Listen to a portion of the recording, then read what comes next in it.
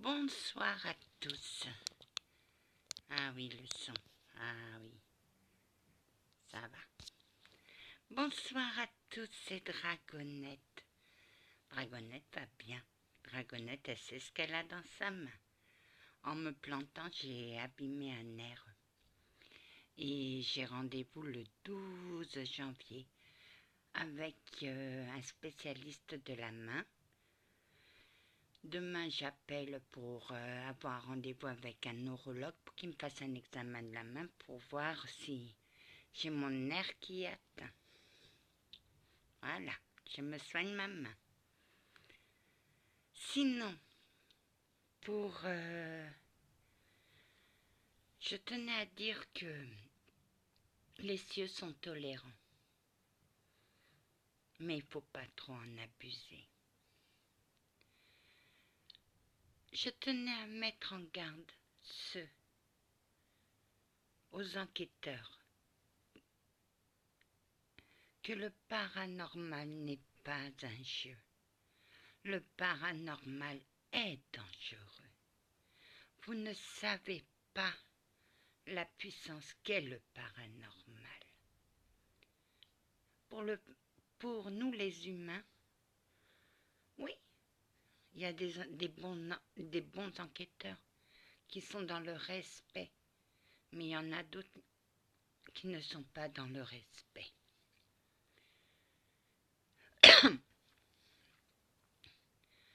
Vous dites qu'il ne faut pas faut pas faire ce que vous faites. Mais les adolescents qui vous regardent et qui disent si lui peut le faire, moi aussi. Je pense aux séances de Ouija. Cette planche de Ouija est dangereuse. Les guéridons aussi. Tout ce qui appelle aux entités est dangereux.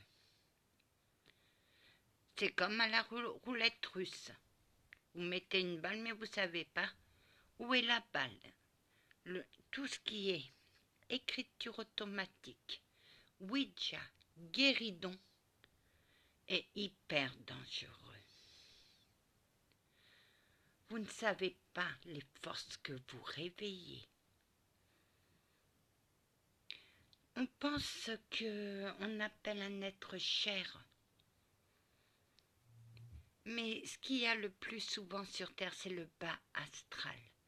Et le bas astral peut imiter tout ce que vous avez en tête, car il lit en nous comme dans un livre ouvert. Vous ouvrez une porte que vous ne saurez pas refermer. Et après, quand vous appelez au secours, il faut être entendu.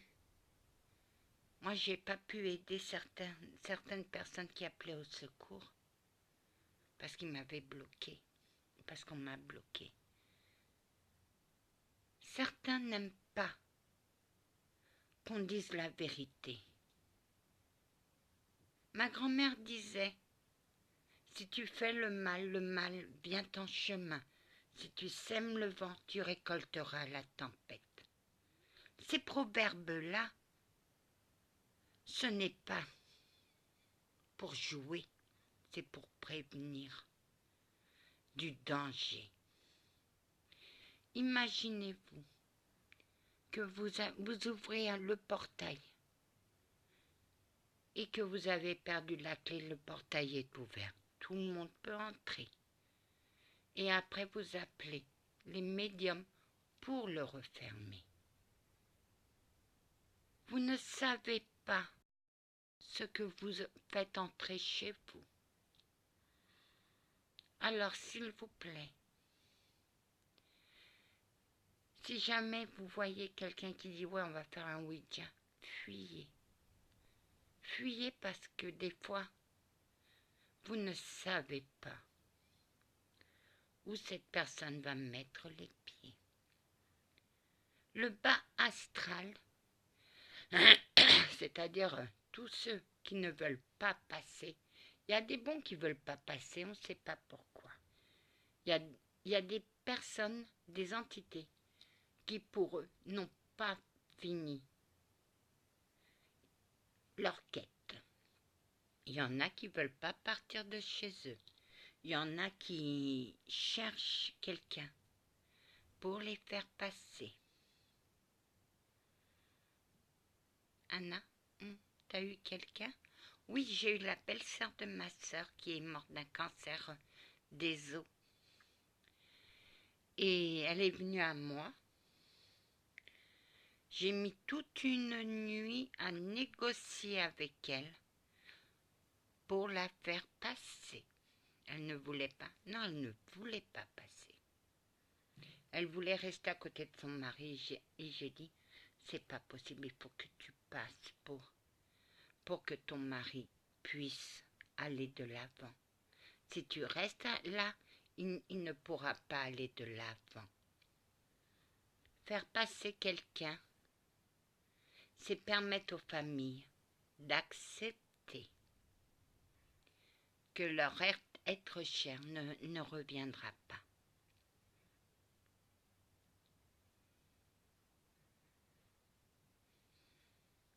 Et t'as réussi? Au petit matin, m'a dit oui, mais j'ai passé toute une nuit à négocier avec elle. J'ai dit réfléchis bien. Si elle m'a demandé, comme ma cousine c'est pareil. J'ai négocié d'abord avec elle, elle était d'accord. Mais quand elle a su qu'elle ne redescendrait plus, elle était plus d'accord. Mais elle commençait. Moi, je parle dans le respect avec les entités. Et je lui ai dit, ma belle, il faut que tu passes. Oui, mais mon mari, mais il a besoin. Tant que tu ne passes pas, il ne passera pas autre chose. Tu veux que ton mari soit heureux? Oui. Je veux qu'il refasse sa vie. Mais tant que tu es là, tu ne peux pas. Il ne peut pas refaire sa vie. Il faut que tu passes. Tu es venu à moi pour que je te fasse passer. Je te ferai passer si tu veux. Non, je veux pas. J'ai dit, écoute. Demain, oh, j'ai des messages. Demain,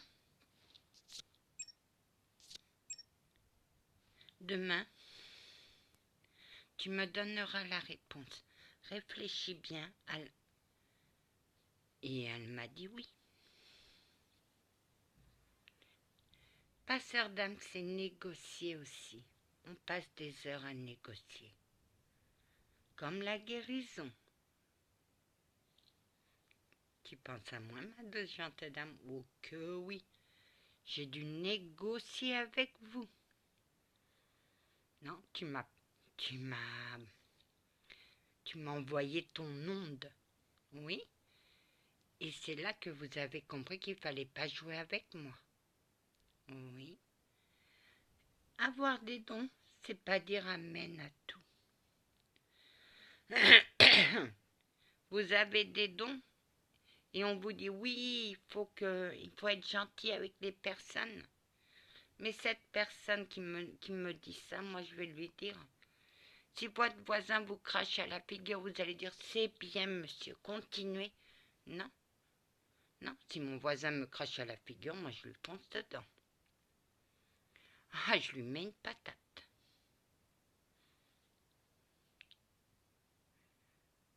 Oui, des fois ils ont du mal à comprendre le langage. Mon langage.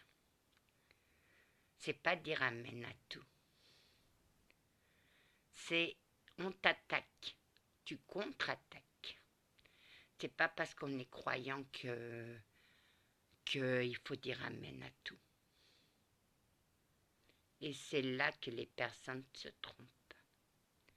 Anna, oui, monsieur l'archange, toi.